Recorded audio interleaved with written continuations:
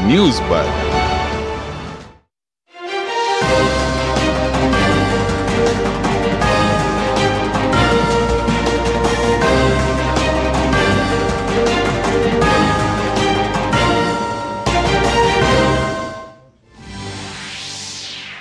ED की हिरासत में रहते हुए बतौर मुख्यमंत्री अरविंद केजरीवाल ने जारी किया पहला आदेश। नैतिकता की याद दिलाकर बीजेपी ने मांगा इस्तीफा। कांग्रेस में भी उठने लगी केजरीवाल के खिलाफ आवाज।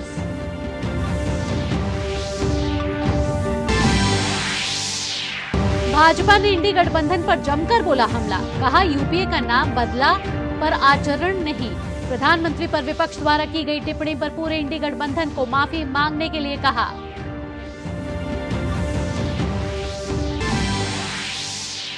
बीजेपी में शामिल हुए पूर्व वायुसेना चीफ आरकेएस भदौरिया। बीजेपी आज घोषित कर सकती है यूपी की कुछ सीटों पर प्रत्याशियों के नाम। जेडीयू और बसपा ने 16 उम्मीदवारों की जारी की सूची।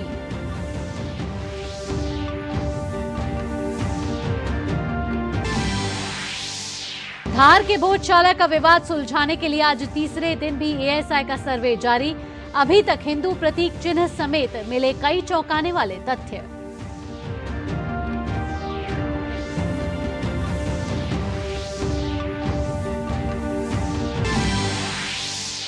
रक्षा मंत्री राजनाथ सिंह ने लेह में सशस्त्र बलों के साथ मनाई होली। जवानों का बढ़ाया हौसला। कहा आज अपने परिवार के बीच आया हूं।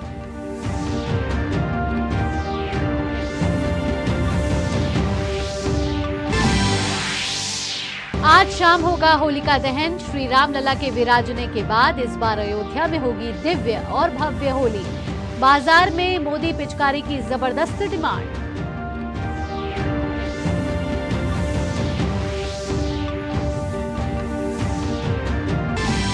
और खेल की खबरों में आईपीएल में आज राजस्थान लखनऊ होंगे आमने सामने। दिन के दूसरे मुकाबले में गुजरात की भिड़ंत मुंबई इंडियंस से होगी। नमस्कार, डीडी न्यूज पर आप सभी का स्वागत है। मैं हूं आपके साथ भावना नैयर और सुर्खियों के बाद अब खबरें विस्तार से जानने की कोशिश करते हैं। शुरुआत करते हैं दिल्ली के मुख्यमंत्री अरविंद केजरीवाल को लेकर सियासत लगातार तेज होती जा रही है। आज उन्होंने ईडी की कस्टडी से पहला सरकारी आदेश जारी किया है जो जल विभाग से जुड़ा हुआ है। यानी नैतिकता की दुहाई देने वाले केजरीवाल ईडी की हिरासत में रहते हुए भी सरकार का कामकाज देख रहे हैं। इस बारे में दिल्ली की जल मंत्री आतिशी ने एक प्रेस वार्ता के जरिए जानकारी साझा की है। उन्होंने जल विभाग के लिए केजरीवाल द्वारा भेजे गए नोट को पढ़ा। केजरीवाल ने नोट लिखकर जल मंत्री आतिशी को पानी और सीवर की समस्या के समाधान के लिए मुख्य सचिव समेत अन्य अधिकारियों को उचित आदेश देने के लिए कहा है। दिल्ली के मुख्यमंत्री अरविंद केजरीवाल की गिरफ्तारी के बाद से लगातार दिल्ली बीजेपी हमलावर है। दिल्ली बीजेपी अरविंद केजरीवाल के इस्तीफे की मांग कर रही है। आज दिल्ली बीजेपी ने अरविंद केजरीवाल के खिलाफ विरोध प्रदर्शन किया। बीजेपी नेता वीरेंद्र सचदेवा ने कहा कि दिल्ली में अरविंद केजरीवाल भ्रष्टाचार के प्रतीक हैं और भ्रष्टाचार की होली जलाई जाना आवश्यक है। दिल्ली को भ्रष्टाचार मुक्त शासन मिले, दिल्ली को भ्रष्टाचार मुक्त तंत्र मिले, उसके लिए जरूरी है कि उस भ्रष्टाचार की होली जलाई जाए। भ्रष्टाचार के प्रतीक अरविंद केजरीवाल हैं दिल्ली में, और दिल्ली को एक ऐसा शासन मिलना चाहिए जो भ्रष्टाचार से मुक्त हो। उसके लिए आज हमने भ्रष्टाचार की होली का दहन किया। उधर भाजपा नेता मनोज तिवारी ने दिल्ली की मंत्री आतिशी की प्रेस वार्ता पर कहा कि केजरीवाल को 9 साल के बाद दिल्ली में पानी और सीवर की समस्या समझ में आ रही है। साथ ही उन्होंने कहा कि मुजरिम के तौर पर केजरीवाल की स्क्रिप्ट को सुनने वाली नहीं है। घरों में गंदा पानी आ रहा है पीने के नल में, या कहीं अगर एक झुग्गी में भी है तो उसके पानी की क्वालिटी को आप पी नहीं सकते, पीते हैं तो बीमार होते हैं। और ये तब समझ में आता है जब आप जेल में जाते हैं। ये तब समझ में आता है जब पूरी दिल्ली की जनता का रोष आपको पता चलता है, वो भी कितने साल बाद, 9 साल बाद।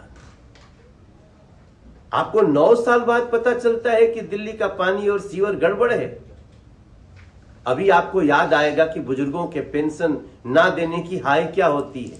अभी आपको याद आएगा गरीबों का राशन कार्ड न बनाने का हाय क्या होता है। ये सब कुछ आपको समझ में आएगा। लेकिन 9 साल बाद, बहुत देर हो चुकी है अरविंद केजरीवाल जी। एक मुजरिम के रूप में जब आप गए, जेल के अंदर हैं, एक स्क्रिप्ट निकल के आ रही है, अब दिल्ली उसको सुनने वाली नहीं है। वहीं भाजपा नेता हरीश खुराना ने दिल्ली की जल मंत्री आतिशी की प्रेस वार्ता पर कहा कि दिल्ली के मुख्यमंत्री अरविंद केजरीवाल विक्टिम कार्ड खेल रहे हैं, लेकिन ये चलने वाला नहीं है। दिल्ली की मंत्री आतिशी ने भी प्रेस कॉन्फ्रेंस कर दिल्ली के मुख्यमंत्री के बारे में एक इमोशनल कार्ड और विक्टिम कार्ड खेलने की कोशिश करी कि दिल्ली के मुख्यमंत्री कस्टडी में है, लेकिन दिल्ली की बहुत चिंता कर रहे हैं। आतिशी जी, विक्टिम कार्ड ही चलने वाला नहीं है। दिल्ली के मुख्यमंत्री कोई पॉलिटिकल अरेस्ट के अंदर नहीं गए हुए, वो एक शराब घोटाला भ्रष्टाचार के मामले में ईडी की कस्टडी में है। इसलिए जो आप विक्टिम कार्ड खेलने की कोशिश कर रहे हैं वो चलने वाला नहीं है। दिल्ली की जनता और हिंदुस्तान की जनता देख रही है कि किस प्रकार से आपने करोड़ों रुपया दिल्ली की जनता की कमाई का लूटा और अपनी जेब में डाला। उधर दिल्ली में इंडी गठबंधन ने प्रेस वार्ता की है। प्रेस वार्ता को संबोधित करते हुए दिल्ली सरकार में मंत्री गोपाल राय ने एक बार फिर अरविंद केजरीवाल की गिरफ्तारी का मुद्दा उठाया। गोपाल राय ने कहा कि अरविंद केजरीवाल की गिरफ्तारी से विपक्ष में आक्रोश है। अरविंद केजरीवाल जी को जिस तरह से गिरफ्तार किया है, आज पूरे देश के अंदर सभी लोगों के दिलों में आक्रोश है। जब से अरविंद केजरीवाल जी की गिरफ्तारी हुई है, पूरा विपक्ष एकजुट होकर के इस तानाशाही के खिलाफ खड़ा हुआ है। दिल्ली की सड़कों पर, देश की राजधानियों में, अलग अलग हिस्सों में लगातार विरोध प्रदर्शन हो रहे हैं। उधर केंद्रीय मंत्री अनुराग सिंह ठाकुर ने प्रधानमंत्री पर विपक्ष द्वारा की गई टिप्पणी पर जमकर बरसे। उन्होंने कहा कि जिस तरह के शब्दों का प्रयोग प्रधानमंत्री नरेंद्र मोदी के लिए किया गया है, उसके लिए पूरे इंडी गठबंधन को माफी मांगनी चाहिए। इनके एक ऐसे मंत्री ने अपनी पार्टी की महिला सांसद के सामने इतनी गंदी गाली निकालते हुए आपत्तिजनक भाषा में देश के प्रधानमंत्री और दुनिया के सर्वाधिक लोकप्रिय नेता के बारे में जो टिप्पणी की, जो शब्दों का प्रयोग किया, उसकी जितनी निंदा की जाए उतनी कम है। लोकतंत्र में ऐसी भाषा के लिए कोई स्थान नहीं है और दुनिया के सर्वाधिक लोकप्रिय नेता के लिए, देश के माननीय प्रधानमंत्री के लिए, 140 करोड़ की जनता के द्वारा चुने गए प्रधानमंत्री पर इस तरह की टिप्पणी करना, यह आपत्तिजनक भी है, शर्मनाक भी है और इस पे माफी पूरे इंडी गठबंधन को मांगनी चाहिए। केंद्रीय मंत्री अनुराग सिंह ठाकुर ने यूपीए को बहरूपीय बताते हुए कहा कि नाम भले ही बदल दिया हो, लेकिन आचरण नहीं बदला। आज भी देश विरोधी तत्व विपक्षी गठबंधन के साथ है। यूपीए का नाम बदला है, लेकिन बहरूपीय का असली चेहरा वही है। नफरत की दुकान, सिर फोड़ने का सामान, टुकड़े टुकड़े गैंग, ये सब इनके साथ है, जो मोदी जी को गाली के बाद गाली निकालते हैं, लेकिन जनता के मन में मोदी जी के प्रति प्यार ही प्यार है। वहीं पंजाब सरकार पर भी अनुराग ठाकुर ने जमकर हमला बोला। मुख्यमंत्री भगवंत मान और अरविंद केजरीवाल पर नशे के व्यापारियों को संरक्षण देने का आरोप लगाया। कल तक जो रिमोट कंट्रोल वाली सरकार कही जाती थी पंजाब से चलने वाली, वो पंजाब के मुख्यमंत्री भी दिल्ली आ गए। अपने राज्य में, अपने जिला में 21 लोग शराब पी के मर गए, नकली शराब पी के। ये दिखता है पंजाब की सरकार सोई है। पंजाब की सरकार में नशों के व्यापारियों को संरक्षण मिल रहा है। जो पंजाब में समर्थन मिल रहा है शराब घोटाले के मुख्य आरोपी किंग पिन अरविंद केजरीवाल को, हम तब भी कहते थे अरविंद केजरीवाल किंग पिन है, और आज ईडी ने भी कहा है अरविंद केजरीवाल किंग पिन है, और शराब घोटाले के किंग पिन आज जेल में है। लेकिन दुर्भाग्य यह है कि घमंड और अहंकार इतना कि जेल से ही सरकार चला रहे हैं। बुलेटिन में अब आगे बढ़ते हैं और अब बात कर लेते हैं 24 की चुनौती की।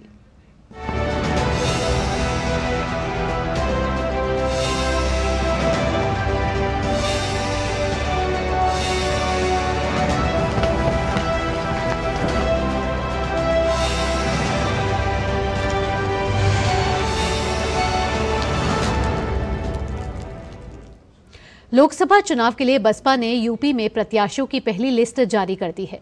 इस लिस्ट में रामपुर और पीलीभीत समेत 16 सीटों पर प्रत्याशियों का ऐलान किया गया है।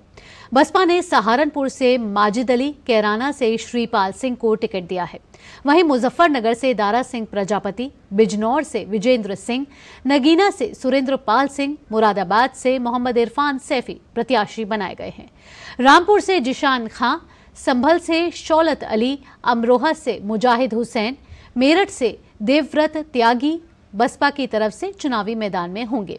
वहीं बागपत से प्रवीण बंसल, गौतम बुद्ध नगर से राजेंद्र सिंह सोलंकी, बुलंदशहर से गिरीश चंद्र जाटव, आंवला से आबिद अली को टिकट दिया गया है।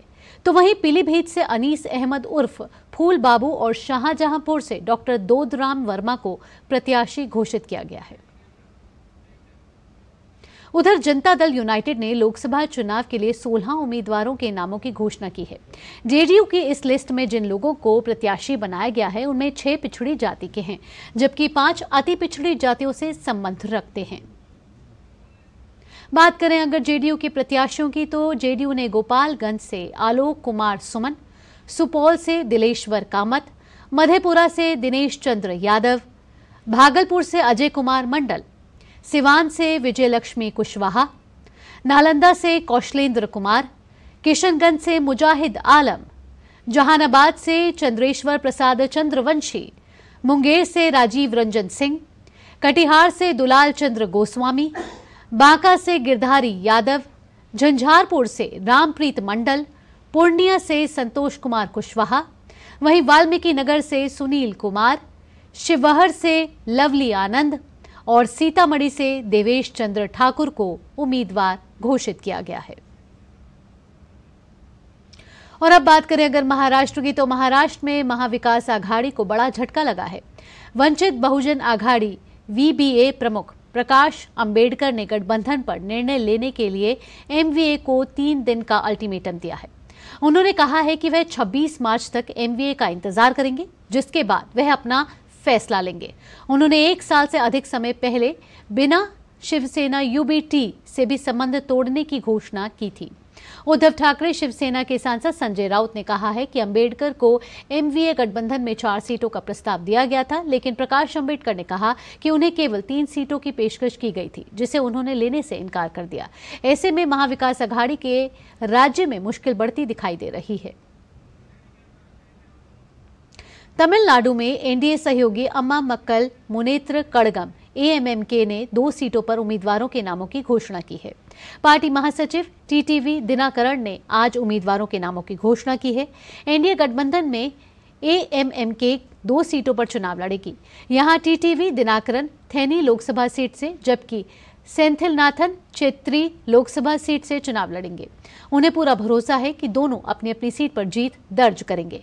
भारतीय जनता पार्टी ने 20 मार्च को आगामी लोकसभा चुनाव के लिए राष्ट्रीय जनतांत्रिक गठबंधन एनडीए के तहत एएमएमके को तमिलनाडु में 2 सीटें आवंटित की थी। सीट शेयरिंग पर सहमति बनते ही दोनों के गठबंधन पर मुहर लग गई थी। लोकसभा चुनाव से पहले भाजपा और एनडीए का कुनबा लगातार बढ़ता जा रहा है। इसी कड़ी में आज पूर्व भारतीय वायुसेना प्रमुख air chief marshal RKS Bhadauria और तिरुपति से पूर्व सांसद वर प्रसाद राव भाजपा में शामिल हो गए हैं।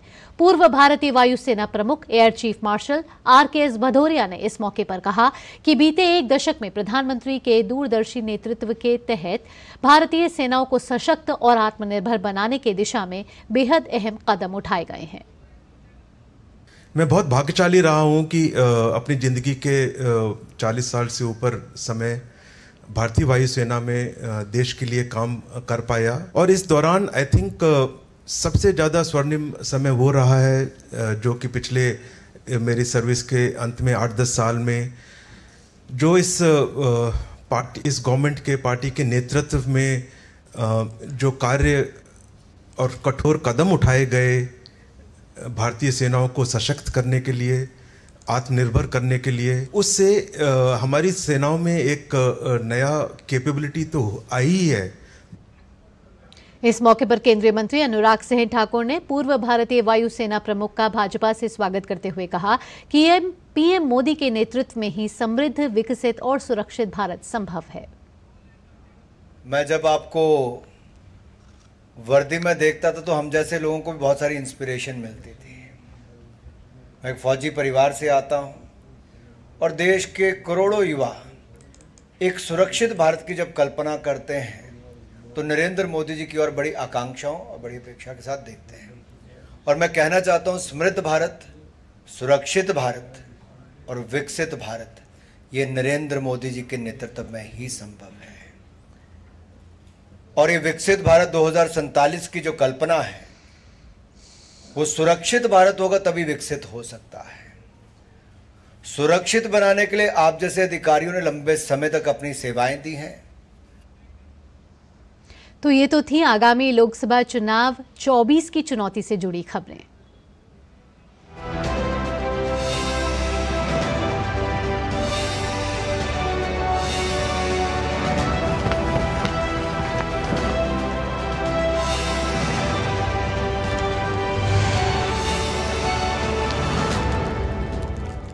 बुलेटिन में आगे बढ़ते हैं और अन्य महत्वपूर्ण खबरों का रुख कर लेते हैं। राष्ट्रपति द्रौपदी मुर्मू के खिलाफ केरल सरकार द्वारा सुप्रीम कोर्ट में याचिका दायर करने पर केंद्रीय मंत्री वी मुरलीधरन ने कहा है कि ऐसा पहली बार हुआ है और ये दलित और महिला राष्ट्रपति के खिलाफ लेफ्ट का पॉलिटिकल वेंडेटा है। This is the first time that the President of India is dragged to the Supreme Court by a state government. It's pure political vendetta against a Dalit president, a Dalit woman who became for the first time in the history of the country the President of India. The leftists have always been against women and the Dalits. We have ample experience of that in Kerala. और अब खबर भारत की मजबूत अर्थव्यवस्था से जुड़ी हुई। Germany, Japan और ब्रिटेन जैसे देशों में पिछले कुछ वर्षों में खरीद की क्षमता पर आधारित जीडीपी रैंकिंग में गिरावट लगातार जारी है, लेकिन भारत ने जीडीपी पीपीपी में बीते कुछ वर्षों में महत्वपूर्ण बढ़त हासिल की है। जीडीपी पीपीपी का मतलब है खरीद की क्षमता पर आधारित सकल घरेलू उत्पाद। दिल्ली स्थित social policy research foundation SPRF की रिसर्च रिपोर्ट के अनुसार 2024 तक पीपीपी के आधार पर मूल्यांकन किया जाए, जो भारतीय अर्थव्यवस्था यूके की तुलना में 6.3 गुना, जापान की तुलना में 2.1 गुना और जर्मनी की तुलना में 2.5 गुना ज्यादा बढ़ी हुई है। रिपोर्ट में कहा गया है कि पीपीपी पर वैश्विक जीडीपी के प्रतिशत को देखा जाए तो इसके अनुसार भारतीय जीडीपी पीपीपी की हिस्सेदारी काफी बड़ी है, जबकि इस दौरान अमेरिका, जापान, रूस और अन्य देशों की हिस्सेदारी घटी है। देश में उच्च पीपीपी का मतलब है कि भारतीय उपभोक्ता के लिए भारत के अंदर आवश्यक वस्तुओं और सेवाओं पर जो खर्च हो रहा है वह जापान, जर्मनी या यूके के उपभोक्ताओं की तुलना में सस्ता है। पीपीपी 2 या 2 से अधिक देशों में समान वस्तुओं और सेवाओं की कीमत को समझने और उसकी तुलना करने का माध्यम है। नवीनतम आंकड़ों से पता चलता है कि भारत दुनिया की सबसे तेजी से बढ़ती अर्थव्यवस्था के रूप में अपनी विकास गति को बरकरार रख रहा है, जिसे वैश्विक मंदी के बीच एक बेहतरीन सूचक के रूप में देखा जा सकता है। हाल ही में जारी RBI के मासिक बुलेटिन के अनुसार वैश्विक अर्थव्यवस्था की गति भले धीमी पड़ रही हो, लेकिन भारत की अर्थव्यवस्था में तेज वृद्धि साफ दिखाई दे रही है।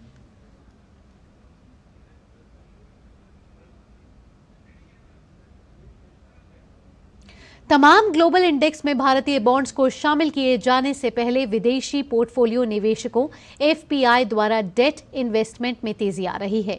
NSDL के आंकड़ों के मुताबिक इस साल जनवरी से FPI द्वारा ऋण इन्वेस्टमेंट 55,479 करोड़ रुपए हो गया है। दूसरी ओर इसी अवधि में इक्विटी में FPI इन्वेस्टमेंट 13,893 करोड़ रुपए दर्ज किया गया है। रक्षा मंत्री राजनाथ सिंह सशस्त्र बल कर्मियों के साथ होली मनाने के लिए आज लेह पहुंचे हैं। रक्षा मंत्री राजनाथ सिंह ने सशस्त्र बलों के जवानों के साथ होली मनाई। रक्षा मंत्री राजनाथ सिंह ने लेह में देश की सुरक्षा में लगे जवानों को नमन किया। उन्होंने कहा कि लेह भारतीय संप्रभुता का प्रतीक है। पहाड़ों की गोद में पहाड़ों के जैसे ही अड़े होकर आप जिस तरह से देश की सुरक्षा कर रहे हैं, उसके लिए मैं आप सभी को नमन करता हूं। साथियों, भारत की यह उत्तरी धरती, लद्दाख की धरती, यह कोई सामान्य धरती नहीं है। यह सियाचिन की धरती है, यह कारगिल की धरती है, यह लेह की धरती है, यह गलवान की धरती है और यह भारत माता की धरती है। और भारत माता का चमकता हुआ यह मुकुट है। यह भारतीय राष्ट्रीय संप्रभुता और दृढ़ता का भी एक मूर्त प्रतीक है। यह हमारे नेशनल डिटर्मिनेशन को भी रिप्रेजेंट करता है। रक्षा मंत्री ने कहा कि जवानों के फौलादी और बुलंद हौसले के घेरे के बीच देश अपने को सुरक्षित पाता है। आप लोगों के फौलादी और बुलंद हौसलों के घेरों के बीच हमारा पूरा देश खुद को पूरी तरह से महफूज पाता है। हमारे देश की एक लंबी सीमा है। इन सीमावर्ती क्षेत्रों से कभी कभार चिंताजनक खबरें भी आती हैं। इन खबरों के बावजूद आपको मालूम है कि आपका देश एक खुशहाल भरी जिंदगी जी रहा है और लगातार यह हमारा देश आगे बढ़ रहा है। स्कूल हो या अस्पताल, मंदिर हो या मस्जिद या कारखाने, ऑफिस दफ्तर हो या दुकान, सब अपनी अपनी गतिविधियों में पूरी तरह से व्यस्त हैं, मस्त हैं, क्योंकि सीमा पर आप जैसे बहादुर जवान मुस्तैद हैं। वित्त मंत्री निर्मला सीतारमण ने कहा कि देश में सेमीकंडक्टर इकोसिस्टम को विकसित किया जा रहा है। बेंगलुरु में थिंकर फोरम द्वारा आयोजित कार्यक्रम में उन्होंने कहा कि चिप निर्माण के क्षेत्र में नवाचार और देश में ही बनने पर जोर रहेगा। This journey of enabling the semiconductor ecosystem in India. So that is one major leap forward which will benefit for Innovate from India, Make in India. November 2023, AMD, again, Applied Materials, opened its largest global design center in Bengaluru to focus on design and development for semiconductor technology.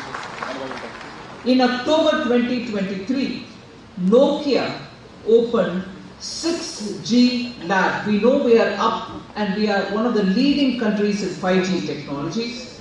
6G lab in Bengaluru has been opened by Nokia to accelerate the development of fundamental technologies and innovate use cases underpinned by 6G technology.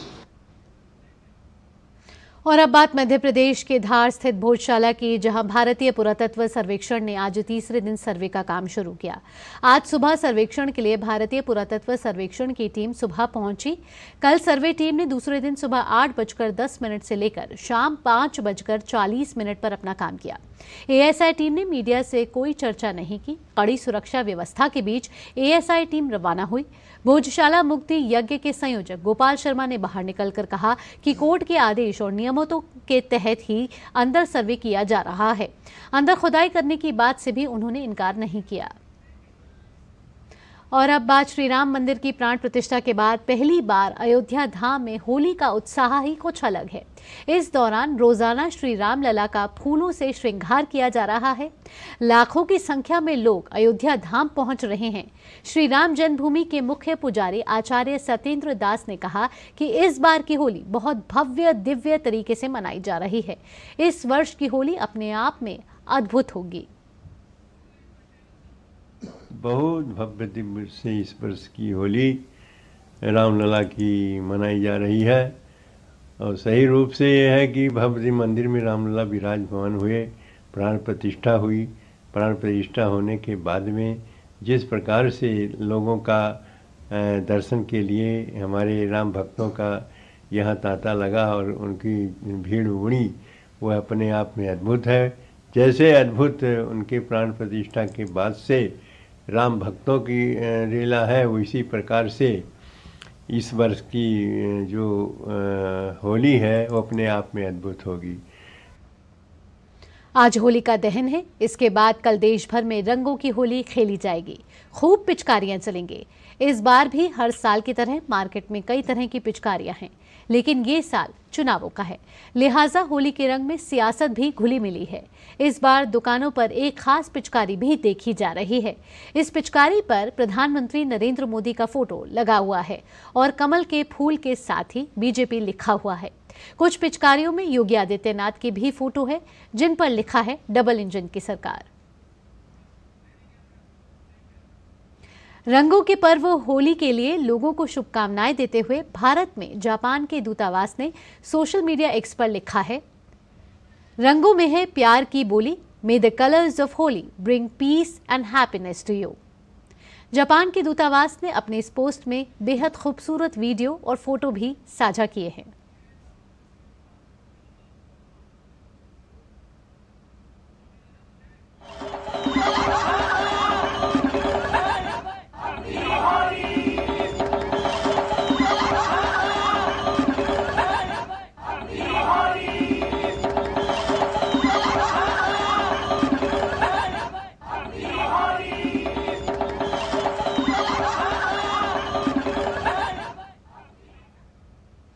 देश भर में ईसाई समुदाय के लोग palm Sunday का त्योहार मना रहे हैं। केरल के तिरुवनंतपुरम के सेंट जोसेफ मेट्रोपॉलिटन कैथेड्रल में लोग प्रेयर कर रहे हैं और हाथों में खजूर की डालियां लेकर जुलूस निकाल रहे हैं। कांग्रेस सांसद शशि थरूर ने भी इस दौरान पाम संडे जुलूस में हिस्सा लिया। वहीं तमिलनाडु के थुथुकुडी में लोग पाम संडे के जुलूस में बड़ी संख्या में शामिल हुए।